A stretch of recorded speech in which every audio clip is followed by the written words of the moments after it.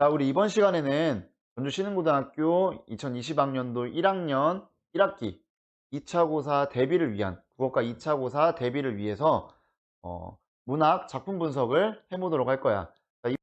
이번 시간에는 3단원의 소단원 3, 극 갈래의 2의 단원에서 극 갈래에 대한 어떤 개념과 특성, 그다음에 사범석이 쓴 성난기계라는 희곡 작품을 가지고 우리가 수업을 진행해 보자. 자, 먼저 이번 시간에는 극갈래는 과연 무엇인가, 극갈래에 대한 개념과 특성, 그다음에 형성화 방법에 대해서 학습하고 이걸 바탕으로 실제 작품을 감상하는 데 적용해 보도록 하자. 자, 먼저 오늘의 학습 순서인데, 자, 우리가 첫 번째로 극갈래의 어떤 개념과 특성은 무엇이고 형성화 방법과 종류는 무엇인가에 대해 알아볼 거야. 자, 그다음 두 번째로는 우리가 극갈래에서 문학적으로 가장 다룰 수 있는 요소인 희곡이 무엇인가, 그다음에 희곡의 구성 요소는 어떤 것들이 있는지에 대해서 파악해 볼 거야. 자, 그다음에 세 번째로는 사범석의 성난기기라는 작품에 대해서 핵심 정리를 하고 작가를 소개하는 시간을 가진 다음에 수업을 마무리할 거야. 자, 먼저 첫 번째로, 그렇다면 우리가 극갈래는 무엇이고 그 개념과 특성, 형성화 방법과 종류는 어떻게 되는가, 선생님과 이번 시간에 한번 알아볼 수 있도록 하자. 자, 먼저 극갈래의 개념과 특성. 먼저 극갈래는, 서술자, 우리가 서사갈래에서는 얘들아 서술자가 있었어 없었어?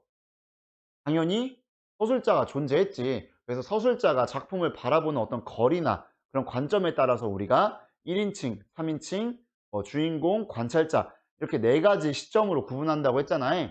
자, 근데 독특한 게 서사갈래와는 다른 점인데, 바로 극갈래에서는 서술자가 존재한다 안 한다? 안 한다. 서술자가 작품에 개입하지 않아. 이게 바로 서사관리와 다른 점이야. 자, 근데 인물들의 그런 대사나 행동을 직접적으로 보여주는 어떤 문학 양식이라고 할 수 있어. 인물들의 대사나 행동을 어떻게 직접 보여준다라는 거야. 이게 극갈래의 개념이다. 서술자가 있다 없다? 그렇지. 서술자가 개입하지 않는다. 그다음에 등장인물의 대사나 행동을 직접적으로 보여준다. 자, 다음에 극갈래의 특성인데, 극갈래는 인물이 겪는 사건과 갈등을 중심으로 전개한다. 이거는 서사갈래와의 어떤 유사한 점이겠지. 자, 그 다음에 극갈래는 과거에 쓰였든 현재에 쓰였든 어쨌든 지금 이 순간 관객들 앞에서, 즉 세 번째를 먼저 보면 연행되는 것을 전제로 한다. 무대 상연, 무대 공연을 연행이라고 하는데, 무대에서 공연되는 것을 전제로 하고 있기 때문에, 자, 봐봐 얘들아. 서사나 서점갈래나 교술갈래는 내가 과거에 쓴 책을 지금 각각 개별적으로 다른 현재의 시간에 독자가 읽는 거지만, 즉 과거에 집필했던 책을 미래의 독자가 읽는 거지만, 극갈래는 공연을 하는 것이 목적이기 때문에 지금 공연을 하는 순간 관객이 실시간으로 보고 있지. 즉 공연되는 것을 전제로 하기 때문에 현재형의 시점에서 전개하고 있다는 게 가장 큰 특징이야. 자, 그렇다면 극갈래는 어떻게 형상화, 즉 표현되고 있느냐. 자, 아까 말했지만 서술자가 없기 때문에, 서술자가 개입하지 않기 때문에 등장인물의 대사나 행동을 직접적으로 보여주는 것뿐만 아니고 무대에서 공연을 통해 이루어진다고 했잖아. 그래서 어떤 뒷 배경, 그다음에 등장인물들이 입는 의상, 옷들, 그다음에 작은 소품, 그다음에 음악 또는 음향 효과. 음향 효과라고 한다는 것은, 만약에 선생님이 배우면은 무대에서 우리가 선생님이 전화하는 씬이 있어. 전화하는 씬이 있다면 핸드폰 통화 연결음, 이런 것들이 음향 효과가 되겠지. 그 다음에 조명, 선생님이 예를 들면 독백을 한다거나 아리아를 한다거나 나레이션을 한다거나, 그러면 무대에 암전이 있고 선생님 한 사람만을 원샷 조명으로, 핀 조명으로 쏴주는 이런 어떤 독특한 특별한 조명 효과, 이런 것들을 통해서 종합적으로 형상화하고 있다. 그다음에 극갈래의 종류에는 우리 전통적으로는 어떤 가명극, 그다음에 인형극, 상극, 근현대극, 여러 가지 종류의 극갈래가 있다. 자, 그렇다면 희곡이란 과연 무엇이고 그 내용적이고 형식적인 구성 요소에는 어떤 것들이 있는지를 한번 살펴보자. 자, 희곡의 개념은 무엇이냐면, 자, 무대 공연을 목적으로 쓰인, 자, 옆에 보면은 뭐? 옆에 보면 연극의 대본이야, 연극 대본. 쉽게 말해서 대본이라는 거지. 자, 근데 여러분들이 가장 헷갈리는 게 바로 "선생님 희극 아닌가요?" 이야기하는데, 희극은, 자, 우리가 지금은 사라졌지만 개그 콘서트 혹은 코미디 빅리그 이런 것처럼 우리가 코미디 작품이라고 하지. 코미디는 무엇이냐면 인간성이나 어떤 사회의 모순 또는 불합리함 이런 것들 부조리함 등을 비판하는데 이런 비판을 통해서 우리가 웃음을 자아내. 그래서 풍자하고 해양미와 골개미가 담겨있는 이런 것들을 희극이라고 한다면 이 곡은 아예 다른 의미지. 연극의 대본이야 쉽게 말하면. 자, 근데 우리가 보통 연극의 구성 요소가 네 가지가 있다. 뭐냐면 공연을 해야 될 장소인 무대가 있어야 되지, 첫 번째로. 그 다음에 공연을 하는 주체인, 그렇지, 배우가 있어야 할 것이며, 그 다음에 공연을 하면 뭐 어디요? 공연을 봐야 될 사람이 있어야 되잖아. 즉, 관객이 있어야 되고, 아무렇게나 즉흥극으로 할 수도 있지만, 기본적인 베이스가 있어야 될 거 아니야. 그게 바로 대본, 속이라고 할 수 있어. 우린 여기서 문학적으로는 희곡을 가장 중점적으로 파악할 수 있겠지. 자, 즉 희곡은 연극이라는 어떤 공연 텍스트적인 의미와 희곡이라는 언어 텍스트, 즉 문학적, 작품적 텍스트가 결합된 의미라고 보면 돼. 자, 그렇다면 희곡의 구성 요소에 대해 하나씩 살펴보자. 먼저 희곡이라고 하는 거는 공연을 전제로 한 어떤 연극의 대본이라고 선생님이 이야기했는데, 먼저 내용적 구성 요소는 서사와 똑같아. 자, 먼저 인물, 사건, 배경으로 나누어진단 말이야. 인물은 선생님이 말한 거랑 똑같아. 중요도에 따라서 주요 인물과 주변 인물, 그다음에 의식과 얼마나 일치하는지 합치하는지 그 여부에 따라서 주동 인물, 그리고 그 주동 인물과 반대되는 어떤 대척점에 있는 반동 인물이 있겠지. 그다음에 어떤 특정한 계층이나 집단, 조직을 대표하는, 즉 전형적 인물이 있고, 그거에 반대되어서 어떤 한 인물의 특성을 자아내고 있는 개성적 인물이 있겠지. 그다음에 작품 전반적으로 인물의 성격의 변화가 있다면 입체적 인물, 없다면 평면적 인물, 여러 가지 인물 유형으로 나눌 수 있다라고 했어. 서사와 마찬가지야. 사건은 이것도 마찬가지로 등장인물이 어떤 인물과 또는 어떤 사회 문화 또는 사회 제도, 그다음에 어떤 자신을 둘러싸고 있는 운명, 그다음에 자연 환경, 이렇게 네 가지 요소, 크게 보면 네 가지 요소와 어떤 갈등을 빚고 있는가에 따라서 마찬가지로 다섯 단계의 구성 단계를 가진다. 근데 약간 다른 점이 뭐냐면 서사에선 우리가 발단, 전개, 위기, 절정, 결말의 5단 구성이었다면 극에서는 발단, 전개, 바로 절정, 그 다음에 하강, 대단원 이렇게 이름이 좀 다른 5단계의 구성 단계를 가진다. 이렇게 알아두면 될 거야. 그다음 배경은 마찬가지로 시간적 배경과 공간적 배경으로 크게 우리가 알아두면 될 것 같아. 자, 그 다음에 우리가 내용적 구성 요소를 봤는데 이 외에 더 중요한 형식적 구성 요소가 있어. 왜냐하면 우리가 희곡은 다른 작품, 다른 갈래와는 비교되게 정말 정확하게 어떤 형식적인 특성이 다른 게 있거든. 자, 예를 들면 희곡의 첫머리에 등장하는 것을 우리가 해설이라고 하는데, 해설은 무대 장치가 어떠한지, 어떤 소도구의 배치는 어떻게 해야 되고, 등장인물은 어떤 의상을 입고 어떤 성격인지, 그다음에 무대의 어떤 시공간적 배경은 어떠한지를 설명해 주는 글이야. 이게 바로 해설. 그다음에 해설이 없다면 무대를 구성하는데 굉장히 큰 어려움을 겪겠지.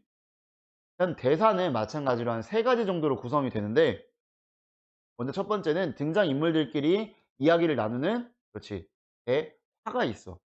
이건 가장 기본적이니까. 그 다음에 독백이 있는데 우리 흔히 나레이션이라고 하지. 독백은 혼자서 이야기하는 거예요. 무대에 등장인물 한 명이 혼자 나와서 혼자 이야기하는 것을 독백이라고 해. 근데 방백은 대화와 독백이 묘하게 섞인 느낌이야. 그러니까 무대에 등장인물은 여러 명 등장해. 근데 한 인물이 하는 말을 다른 등장인물들은 들을 수가 없어. 오직 관객들만 들을 수 있도록 약속된, 합의된 어떤 독백을, 그런 걸 우리가 방백이라고 한다. 자, 등장인물이 여러 명이 같이 무대에 등장하지만 다른 등장인물은 내가 하는 말을 들을 수 없고 내가 하는 대화는 오직 관객만 들을 수 있도록 설정되거나 합의되거나 약속된 대화. 이것을 우리가 방백이라고 한다. 다음 지시문은 여러분이 쉽게 생각하면 괄호 안에 있는, 괄호 열고 괄호 닫고 이 안에 있는 걸 우리가 지시문이라고 하는데, 크게 무대 장치, 소도구의 배치, 조명, 뭐 음향, 음악 이런 것들을 지시하는 무대 지시문이 있고, 등장인물의 동작이나 표정이나 심리, 말투, 어조 등을 지시하는 행동 지시문으로 구성되어 있다. 자, 그렇다면 차범석 선생님이 쓰신 성난기계라는 작품이 어떻게 구성되어 있는지 우리가 한번 내용을 살펴보도록 하자. 자, 먼저 이것도 5단계 구성에 따라서 간략하게 스토리만 살펴볼 거야. 자, 먼저 처음에 발단 부분. 여기서 이녹이라는 여자가 나오는데 담배 공장 포장공인데 폐 관련 질환이 생겨서 폐 전문 외과 의사인 누구를 찾아와? 그렇지, 회기라는 의사를 찾아와. 찾아와서 제발 수술을 해달라고 애원하는 거야. 근데 이제 전개 부분에서 회기, 양회기란 인물은 이제 외과 의사지, 폐외과 의사. 회기는 수술 결과에 자신이 없다라는 이유로 수술해달라는 이녹의 요청을 거절하게 돼. 자, 봐봐 얘들아. 여기서 이제 작품이 나오지만 이녹이는 다른 이유가 아니야. 가족과 자식들의 생계를 유지하기 위해서는 집안에서 경제활동을 영위하는 사람이 자기뿐이야. 남편은 경제적 활동을 제대로 수행하고 있지 못하고 있어. 가장으로서. 실질적인 경제적 가장은 이녹이의 역할이란 말이야.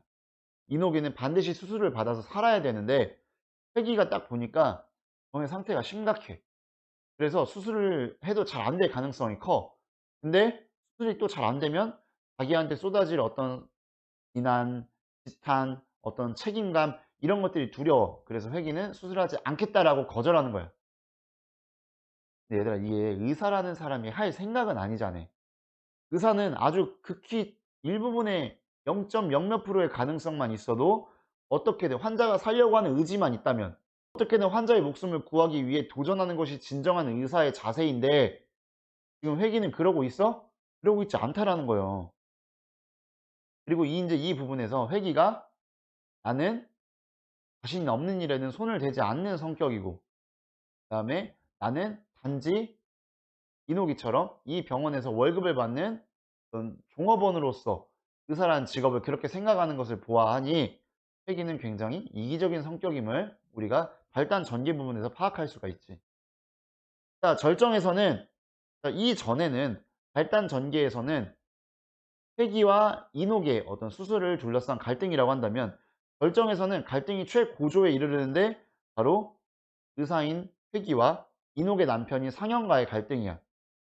상현이 이녹의 남편이지. 상현이가 찾아와서 회기한테 그러는 거야. 아까 우리 아내가 왔었다고 하는데 수술을 원하는 것 같더라. 제발 안 해줬으면 좋겠다. 회기가 생각해보니까 좀 이상해. 분명히 내가 아까 안 된다 했거든? 근데 왜 남편이란 작자가 이제 와서 왜 뒷북을 치냐고. 그만큼 부부간의 소통이나 교류가 없이 단절되어 있구나라는 걸 우리가 파악할 수 있겠지. 자, 근데 아무리 생각해도 이상한 거야. 그 남편이란 사람이 왜 수술을 반대할까? 그리고 그 집안 식구들이 이노기가 벌어오는 돈으로 경제적 형편을 꾸려나가고 있는데 아무리 봐도 이해가 되지 않아. 그 이유를 물으니까 상현이가 뭐라고 하냐면 경제적인 이유. 수술 받는데 돈이 많이 들지. 그 다음에 그 수술을 받다가 잘못되면 돈만 날리는 거야.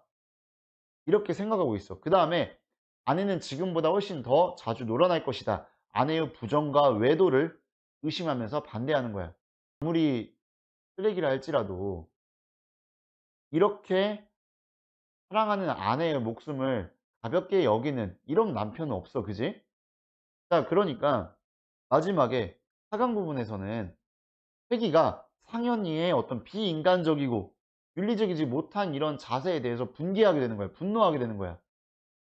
그래서 마지막 대단원에서는 회기가 간호사인 금숙을 시켜서 이노기한테 빨리 수술을 받으러 오라는 속달 우편을 보내게끔 하면서 작품이 마무리되고 있어.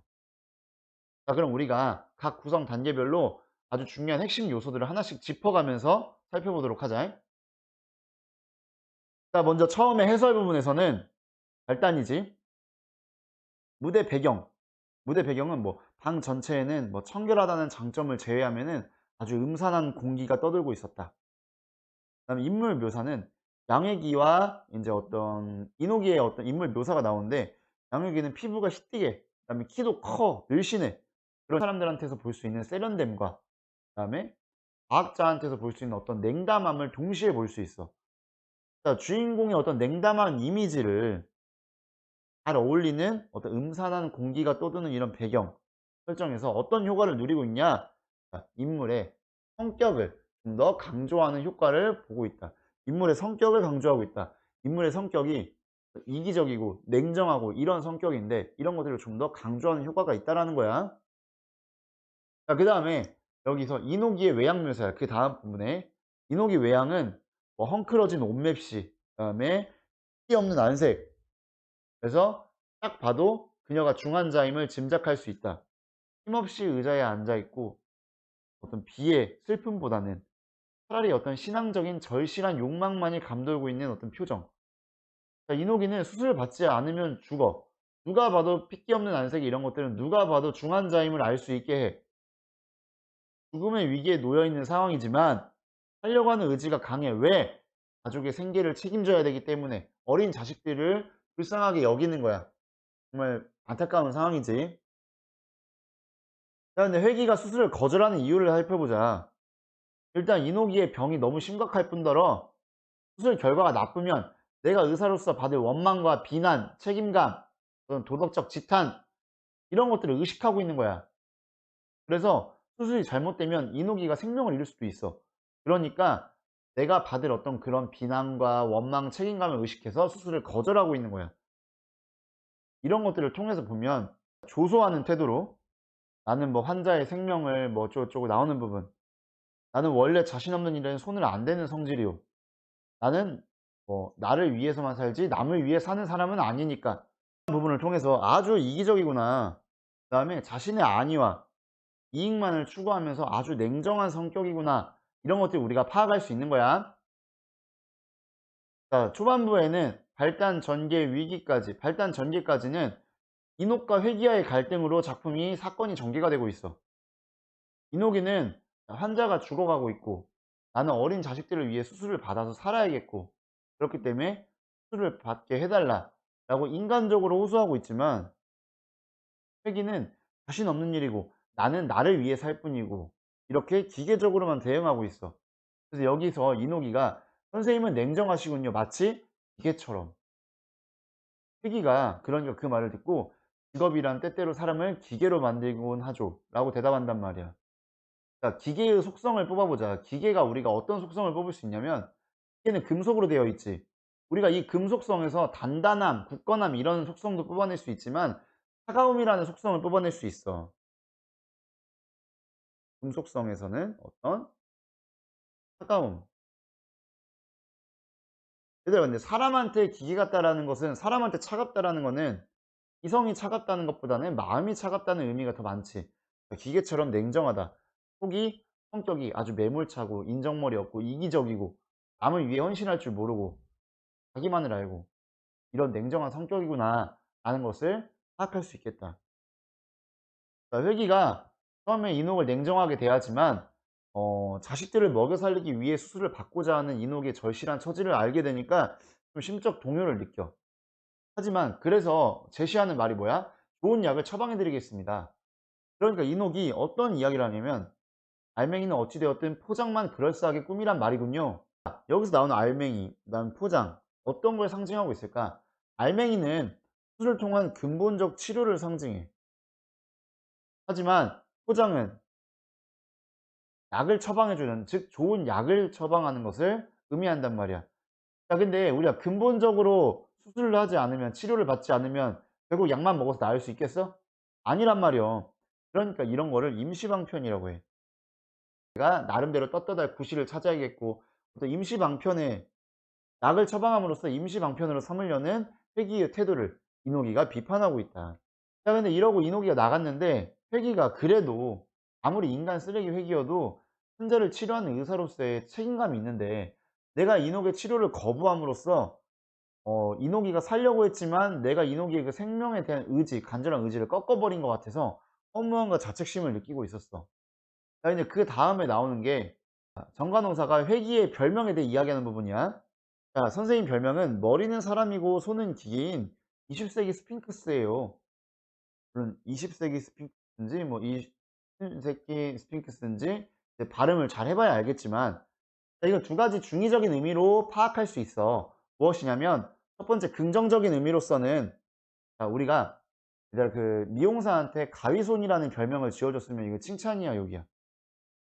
그렇지, 칭찬이지.